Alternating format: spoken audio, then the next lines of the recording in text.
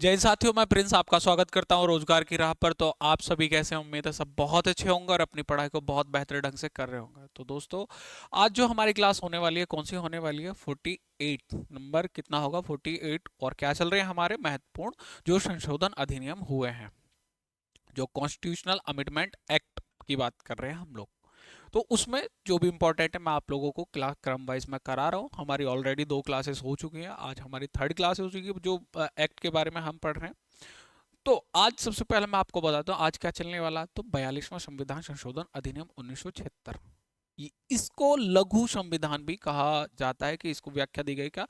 The mini constitution of India. क्योंकि इसमें बहुत सारी चीजें ऐसी हुई थी उस समय पे कि इतना अभी तक सबसे बड़ा जो बात करें इंडियन कॉन्स्टिट्यूशन अमेंडमेंट एक्ट सबसे बड़ा है। और इसके बाद में सेकंड की बात करें कि सेकंड कौन हुआ था, तो वो 44वां संविधान संशोधन अधिनियम 1978। कुछ चीजें इसमें रखी गई कि भाई 42 में ये संशोधन कर दिए, उनको 44 में कुछ खत्म करेंगे उसके क्राइटेरिया को। और जो पीछे से संविधान संशोधन हुए थे उसमें भी कुछ ऐसे खत्म हुए थे, क्योंकि उस समय पे क्या हुआ था, उस समय पे भारतीय जनता पार्टी की सरकार आई थी। तो भारतीय जनता कौन बने थे उस समय? पीएम कौन बने थे? तो मोरारजी देसाई जी बने थे। और किसके हाथों से सत्ता गई थी? तो कांग्रेस की।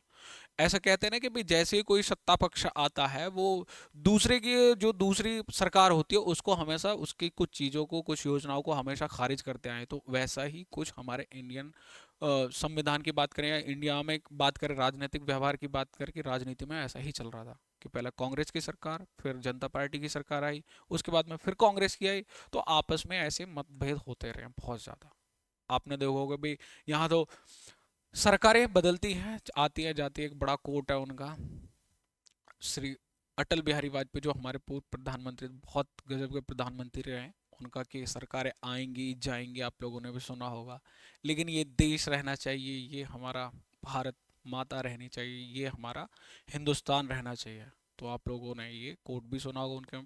तो यही चीज़ है कि भाई सरकारें आती हैं जाती हैं, सरकारें हर हमेशा हम लोगों को आपस में लड़ाती हैं, करती हैं कुछ भी। तो उन पे ध्यान न देकर आप अपनी पढ़ाई पर ध्यान दीजिए और हमेशा पढ़िए। देखते हैं, हमेशा मैं बताऊँ आपको, तरुण भाई कुछ ना कुछ लेके आते हैं मोटिवेट रखने के लिए। खुद पर इतना यकीन रखो कि उड़ान देर से ही पर सही, पर सबसे ऊंची हो। बहुत अच्छी बात है कि आप देर से ही कोई ऐसा काम करो कि हाँ लगे, लेकिन काम ऐसा होना चाहिए कि सब आपकी वाह वाह करें। कि यार कहते हैं ना कि भाई बहुत लेट हो गया, इसकी तो उम्र गुजर गई, इससे कुछ नहीं होगा, ये नहीं होगा, वो नहीं होगा। लेकिन जब समय आए आप भी दिखा सको उनको कि हाँ हम भी कुछ दम रखते हैं, हम भी कुछ कर सकते हैं। यदि आप यकीन मानो, खुद पर यकीन करते हो ना, तो आप सब कुछ ही कर सकते हो। तो यकीन मानिए। एक ऐसा ही मैं आपको एक छोटी सी एक कहानी सुनाना चाहूँगा। हम सुबह मॉर्निंग में रनिंग करने जाते हैं, तो वहाँ रनिंग करने गए, ऐसा मन उठा कि यार चलो एक ग्राउंड है यहीं आस पे, हापुड़ के पास में, वहाँ पे चले गए, चलो वहाँ पे देखने चलते हैं क्या। हम आज जाके जैसे खड़े हुए, तभी क्या होता है, एक जो चाट वगैरह बेचने के वो आ जाते हैं, अंकल आ जाते हैं अपनी चाट को लेकर। और उनका ये था कि भाई जैसे हम लोगों से बात करने लगे कि हाँ आप लोग क्यों आए, कैसे आए, तो हमसे बात करी। हमारा किसी का भी मन नहीं था कि हम उनकी चाट खाएं, उनको मना कर दिया कि हम नहीं ले रहे। लेकिन उनकी बोलने की कला और उनका व्यवहार इतना रहा कि वो हमको फिर कहते हैं ना कि हमको सबको खिला गए और सबको कर दिया कि हाँ अगर किसी को बेचने की कला आती है तो वो कुछ भी कर सकता है। इंसान बोलने की कला, आपका व्यवहार, आपका व्यक्तित्व, जो आपके जीवन से या किसी से भी वो झलकता है ना, आपकी बॉडी से, बॉडी लैंग्वेज से, तो आप कुछ भी कर सकते हैं ये सारी चीजें। तो वही कहानी का मतलब यही है कि हम लोग गए, हम लोग कुछ नहीं लेना चाहते थे उनसे, बिल्कुल कुछ नहीं, ईमानदारी से बताए तो। लेकिन उन्होंने बात करी, बात करते करते ऐसा बना लिया कि हाँ फिर वो हमको वो चीज़ें जो भी वो बेच रहे थे उसको वो बेच के गए। देखा, तो ये कला है कि हाँ हम अपने जीवन में सीखने के लिए हम किसी भी ऐसा ना सोचे कि बड़ा व्यक्ति ही हमें सिखाएगा। कभी कभी छोटी चीज, छोटा व्यक्ति या छोटे बच्चे भी हमको बहुत कुछ सिखा सकते हैं। तो ये आपको अपने जीवन में उतारना कि हमेशा सीखते रहो और आगे बढ़ते रहो। ये नहीं कि भाई मैं किससे इंस्पायर हूँ, हम तो किसी से भी इंस्पायर हो जाते, जहाँ इंस्पिरेशन मिल रहा हो वहाँ हमेशा इंस्पिरेशन लेनी चाहिए। चलिए हम शुरू करते हैं अपनी क्लास। तो हम कहाँ पर थे? हमने 40 41 संविधान संशोधन पे हम लोग चल रहे थे। तो आज हम करेंगे, बड़ा ही महत्वपूर्ण टॉपिक हो जाता है, 42वां संविधान संशोधन अधिनियम 1976। 42वां संविधान संशोधन अधिनियम संशोधन अधिनियम कब हुआ था? 1976 को। कब होता है? तो 1976 को। उस समय पीएम कौन थे? तो श्रीमती इंदिरा गांधी जी। इसी को हम क्या बोलते हैं? लघु संविधान की व्याख्या। लघु संविधान की जो व्याख्या, the mini constitution of India, लघु संविधान भी कहा जाता है, या लघु संविधान की व्याख्या, इसी को हम बोलते हैं। किसको? 42वां संविधान संशोधन अधिनियम। क्योंकि बहुत सारे ऐसे इसमें चीजें डाली गई थी, इसमें संशोधन किए गए थे। जैसे एग्जाम्पल के तौर पर हम बात करते हैं कि जैसे प्रस्तावना में सबसे पहले क्या 3 शब्द जोड़े गए थे? कौन कौन से थे वो? जैसे प्रस्तावना में क्या था? प्रस्तावना में 3 शब्द, समाजवादी,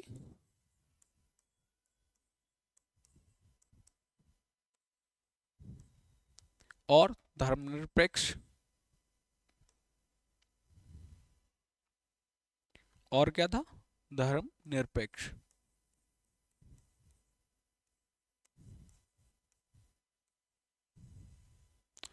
और क्या था? एक अखंडता। क्या था? अखंडता शब्द। थोड़ा देखना इसमें, अखंडता ही था।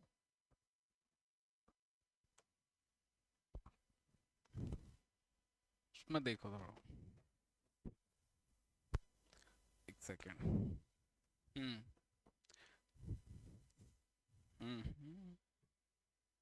धर्मनिरपेक्ष और अखंडता।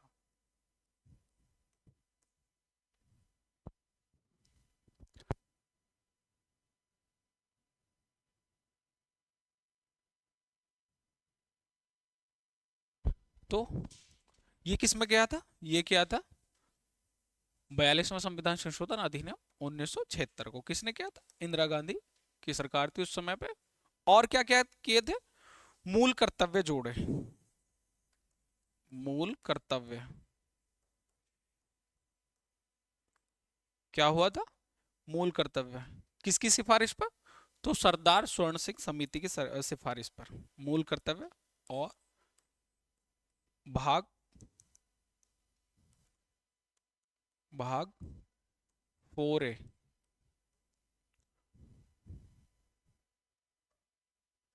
सरदार स्वर्ण सिंह समिति।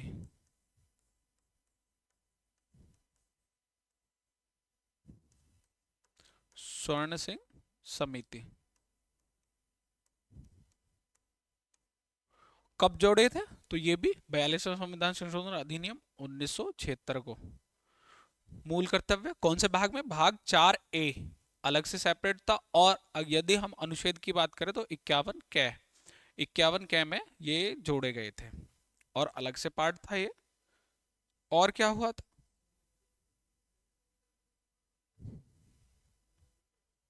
हम्म, और क्या था जी इसमें? और ये था कि जो राष्ट्रपति हैं, जो हमारे राष्ट्रपति जी होंगे, वो कैबिनेट की सलाह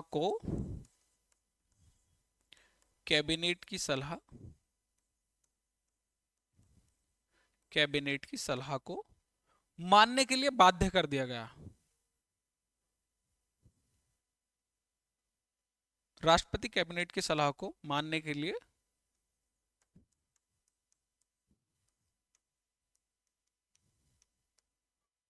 क्या कर दिया? बाध्य कर दिया।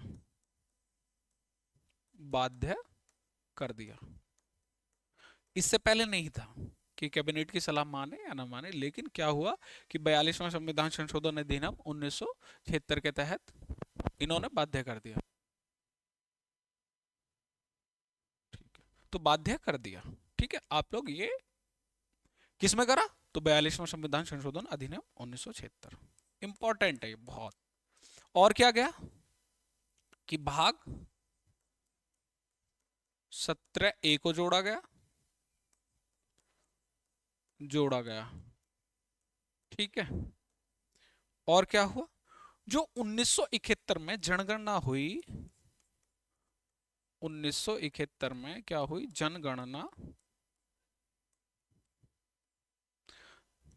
जनगणना हुई। इसके आधार पर क्या हुआ, इसके 71 की जनगणना के आधार पर 2001 तक 2001 तक लोकसभा और और क्या था, विधानसभा की जो सीटें होंगी, और एक सेकेंड, जो विधानसभा की सीटें, ऐसे शॉर्ट लिखता हूं, कोई दिक्कत तो नहीं है। सीटें, सीटों को निश्चित किया गया। क्या जी, क्या किया गया, सीटों को निश्चित निश्चित किया गया। ठीक है, ये आप लोग समझ गए होंगे। और और क्या किया गया इसमें, लोकसभा और विधानसभा, लोकसभा और विधानसभा, इनका जो कार्यकाल है, इसको 5 वर्ष से बढ़ाकर, 5 वर्ष से बढ़ाकर कितना कर दिया गया, 6 वर्ष। कि इसमें क्या होता है, लोकसभा और विधानसभा का जो कार्यकाल था वो अभी कितना है, जैसे प्रेजेंट टाइम की बात करें हमेशा कितना रहा था, तो 5 वर्ष। लेकिन क्या हुआ कि 42वां संविधान संशोधन अधिनियम 1976 को कार्यकाल को लोकसभा और विधानसभा के 5 साल से बढ़ाकर 6 वर्ष कर दिया। लेकिन इसमें क्या होता है कि 44वें संविधान संशोधन अधिनियम में इसको भी समाप्त किया जाता है। मैंने बताया ना आपको कि 76 में जो चीजें करी गई, फिर 44 में, 78 में जो 44वां संविधान संशोधन, उसमें कुछ इनको खत्म करा गया कि हाँ, जो ये चीजें उन्हें लगती थी कि हाँ ये बेकार है। और संसद को संसद को जो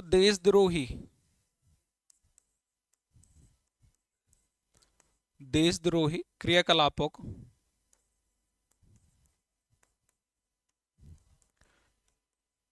क्रियाकलापों के संबंध में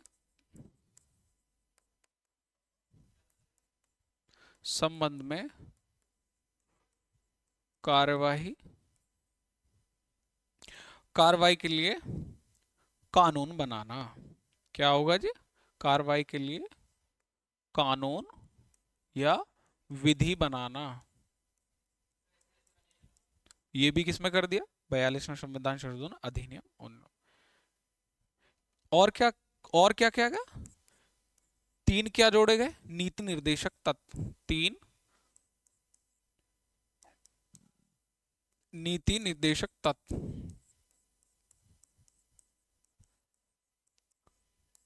ये 3 जोड़े गए तत्व। कौन कौन से, 43A और 48A जोड़ा गया, और एक और था, एक मुझे याद नहीं है, थोड़ा मैं भूल गया हूं इसमें, तो वो आप मुझे बताइएगा कि तीसरा कौन सा था।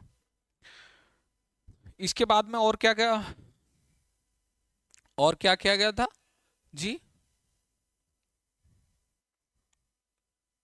और इसमें क्या गया कि राष्ट्रपति की जो अध्यादेश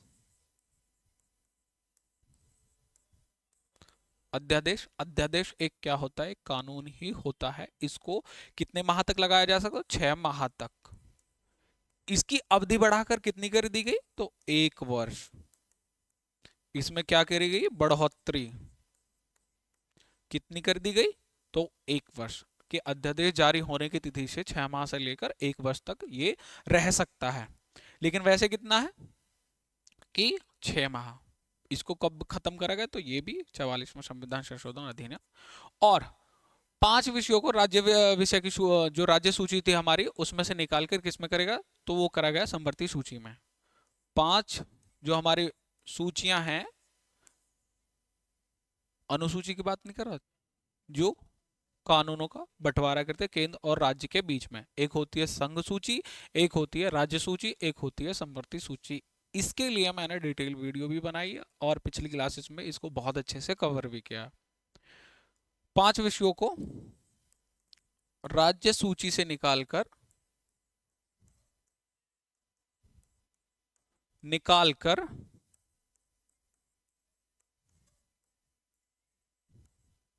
कहां डाला गया, तो समवर्ती सूची, समवर्ती सूची में। वे कौन कौन से विषय थे, जैसे शिक्षा, शिक्षा,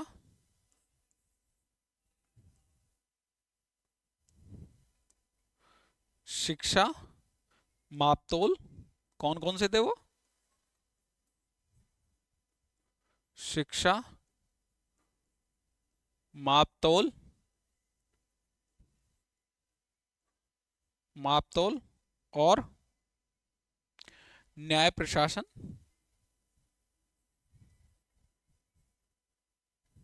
न्याय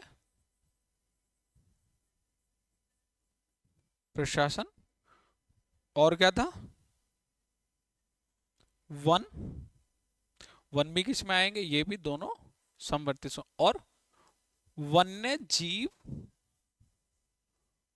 वन्य जीव अभ्यास, वन्य जीव और पक्षी, पशु पक्षी मतलब पक्षियां, पक्षियां, वन्य जीव और पक्षियां। ये कौन कौन से थे, ये 5 थे जो जिनको किससे, राज्य सूची से निकालकर समवर्ती सूची में डाला गया था।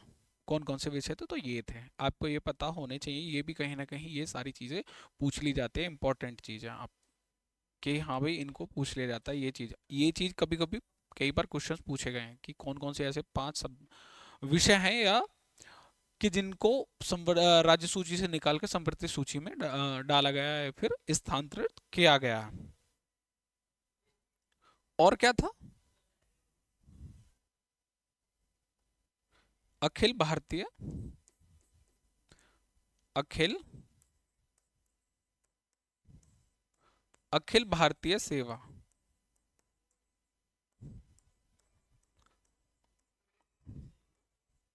अखिल भारतीय सेवा का, सेवा के, सेवा का निर्माण, निर्माण की व्यवस्था,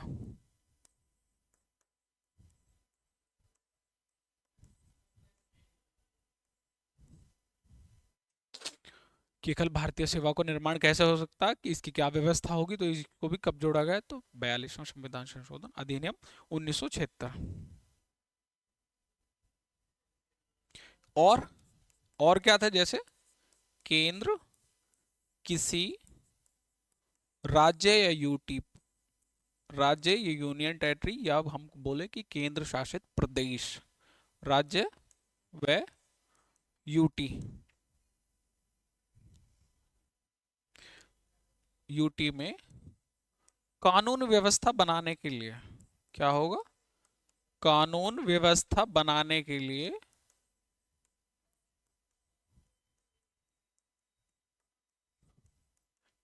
क्या करेगी, केंद्र क्या करेगी, तो जो अर्धसैनिक बल होते हैं जिसकी आप तैयारी कर रहे हैं एसएससी जीडी के माध्यम से, जैसे लगभग 60 ट्रेड होती हैं इसमें, बीएसएफ, सीआरपीएफ, कॉन्स्ट, जो इसमें होते हैं सारे कांस्टेबल, दिल्ली पुलिस कांस्टेबल भी इसी के अंदर आते हैं सेंट्रल गवर्नमेंट के अंदर। तो उनको बनाने के लिए राज्य में अपने पुलिस बल, सीआरपीएफ बोलें या फिर कुछ भी अपना बीएसएफ इनको लगा सकती है, व्यवस्था बनाने के लिए अर्धसैनिक बलों का प्रयोग कर सकती है, बल भेज सकती है।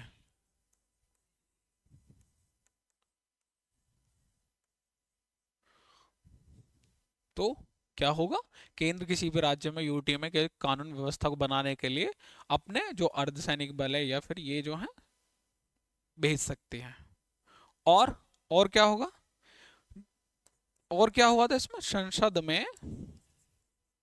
संसद व विधानमंडल, विधानमंडल विधानमंडल कोरम की व्यवस्था,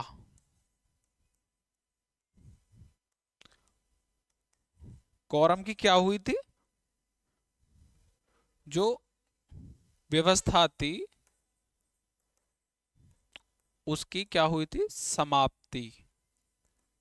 कोरम आप समझते हैं कि 1/10 संसद की जो भी लोकसभा या राज्यसभा या अगर हम बात करें विधानसभा में 1/10 सदस्य होने चाहिए, तभी उसको कोरम बोला, उसी को कोरम बोला जाता है। और तब तक कोरम में पूरे सदस्य न होंगे तब तक उसकी कार्रवाई नहीं की जाएगी, संसद की कार्रवाई नहीं, या लोकसभा की या राज्यसभा की कार्रवाई नहीं होगी। तो ये सारी चीजें किसमें थी, तो 42वां संविधान संशोधन अधिनियम 1976 में थी ये सारी चीजें। तो आप लोगों ने देखा बहुत ही मतलब कि क्या है कि लघु संविधान की इसको व्याख्या की गई है। लघु संविधान किसे कहा जाता, तो इश्यू को कहा जाता। बहुत ज्यादा इसमें चीजें हुई थी। इसके बाद में हम बात करते हैं जी किसकी, 43वां संविधान संशोधन अधिनियम, 43वां 43वां संविधान संशोधन अधिनियम, 43वां संविधान संशोधन संशोधन अधिनियम 1973, नहीं सॉरी 77, अधिनियम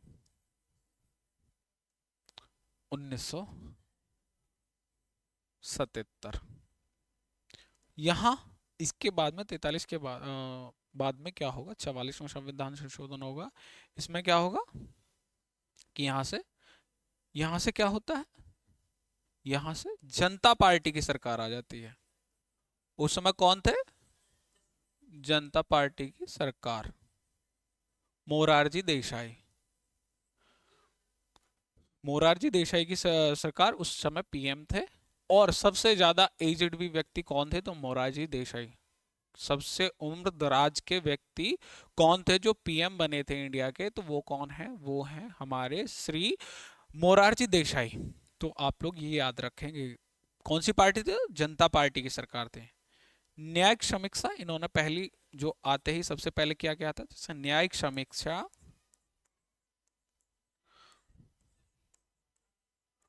न्यायिक समीक्षा एवं रिट करने के संदर्भ में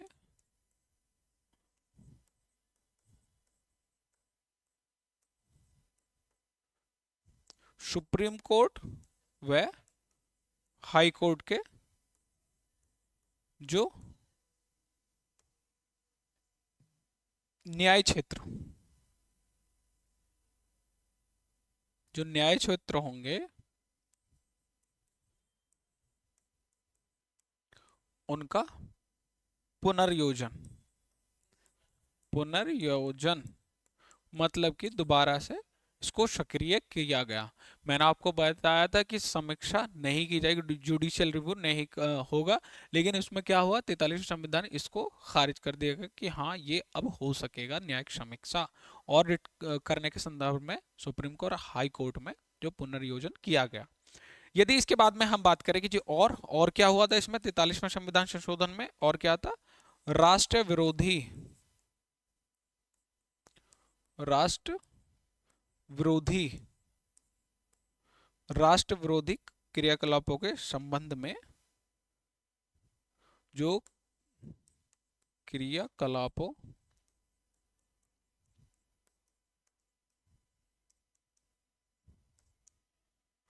जो संसद को राष्ट्र विरोधी क्रियाकलापों के संबंध के बारे में जो विधि बनानी थी, अभी मैंने आपको बताया कि 42वें संविधान को इसको लागू किया गया, लेकिन इसमें क्या हुआ कि इसमें जो कानून बनाती संसद उसको हटा दिया,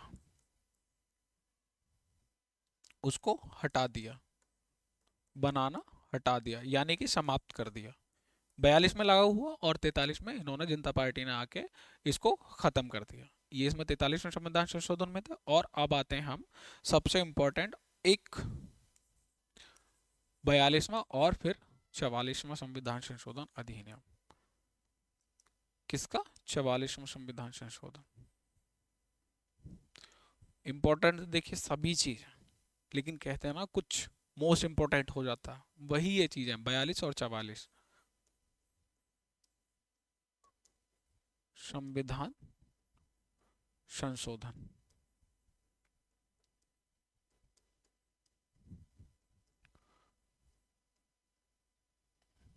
1978। कितना समय हो गया? ठीक है, इसे इसे करके फिर खत्म। इसमें क्या हुआ, सबसे पहले तो यही किया कि जो 6 वर्ष हुआ था 42वां संविधान, 6 वर्ष करा गया कार्यकाल लोकसभा और विधानसभाओं का, उसको खत्म किया गया, फिर से 5 वर्ष लागू किया गया। किसका? लोकसभा और विधानसभाओं का। दोनों का जो कार्यकाल था वो 6 वर्ष से घटाकर 42 में लागू हुआ कि 6 वर्ष लागू किया गया। पहले कितना था? 5 वर्ष, फिर 6 वर्ष हुआ, फिर इसको 5 वर्ष किया गया। तो अभी कितना? अभी भी 5 वर्ष ही है। और क्या गया कि इसके कोरम को, जो कोरम था संसद का कोरम, या फिर हम विधानसभा की बात करें, कोरम को पहले जैसा किया गया, पहले जैसा। ठीक है, वही कि 1/10 सदस्यों की संख्या होनी चाहिए। और किया गया, जो अध्यादेश जारी कौन करेगा? तो राष्ट्रपति, राज्यपाल और जो यूटीज के प्रशासक होंगे वो, उनके जो अध्यादेश जारी करने की जो शक्ति थी कि हाँ इसको क्या किया गया, इसको क्या किया गया, इसको हटा दिया गया कि हाँ जी इसको समाप्त किया जाए। किसमें किया गया था ये? कोई भी मान लीजिए इसको लागू किया गया कि जैसे पहले क्या हुआ था कि 6 महीने, फिर कितना हुआ, 1 साल कर दिया गया अध्यादेश जारी करने की शक्ति। उसके बाद में इसको यहाँ समाप्त कर दिया गया। फिर ही कितना रह गया? फिर वही 6 महीने का हो गया, सीधा सीधा। मैंने बताया ना, जो चीज 42 में है उससे ही रिलेटेड सारी 44 में कुछ चीजों को खत्म किया गया, कुछ चीजों को उसमें खारिज कर दिया कि जी ये नहीं होगी। इसलिए हम 42 को पढ़ते तो साथ साथ हमें ये 44वां संविधान संशोधन भी पढ़ना चाहिए। इसीलिए और क्या किया गया? और जैसे एक आता है हमारा सशस्त्र विद्रोह, सशस्त्र सशस्त्र विद्रोह, इस शब्द को जोड़ा गया, शब्द को जोड़ा। तो इसकी जगह क्या था? तो इसके स्थान पर क्या था? आंतरिक विद्रोह, आंतरिक अशांति, आंतरिक विद्रोह या आंतरिक अशांति, आंतरिक अशांति। इस वर्ड को हटा दिया। क्या करा जी? इसको हटा के सशस्त्र विद्रोह शब्द जोड़ा गया इसके स्थान पर। और यदि हम बात करें कि आर्टिकल 20 और 21, आर्टिकल 20 एंड 21, आपातकाल के समय ये निलंबन नहीं होगा। आपातकाल की स्थिति में इनका निलंबन नहीं होगा, नहीं होगा। ये आप लोग समझ गए होंगे। और क्या होता है? एक मोस्ट इंपोर्टेंट मैंने आपको बताया था कि हमारा संपत्ति का अधिकार, संपत्ति का अधिकार जो आर्टिकल 31 में था, जब हम मूल अधिकार पढ़ रहे थे उस समय मैंने आपको बताया था कि इसको क्या कर दिया गया, 44वें संविधान संशोधन, इसको क्या कर दिया गया, इसको कर दिया गया विधिक अधिकार। क्या कर दिया गया? विधिक अधिकार।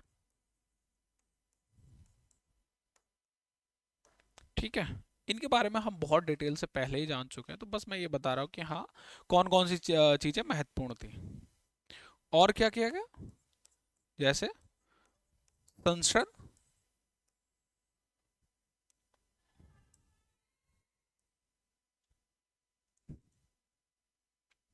देखो, और क्या किया गया?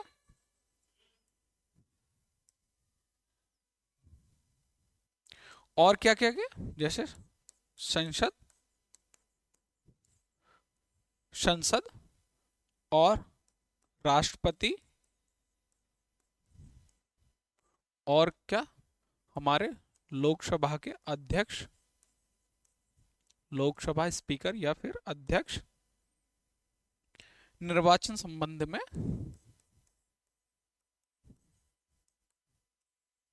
निर्वाचन संबंध में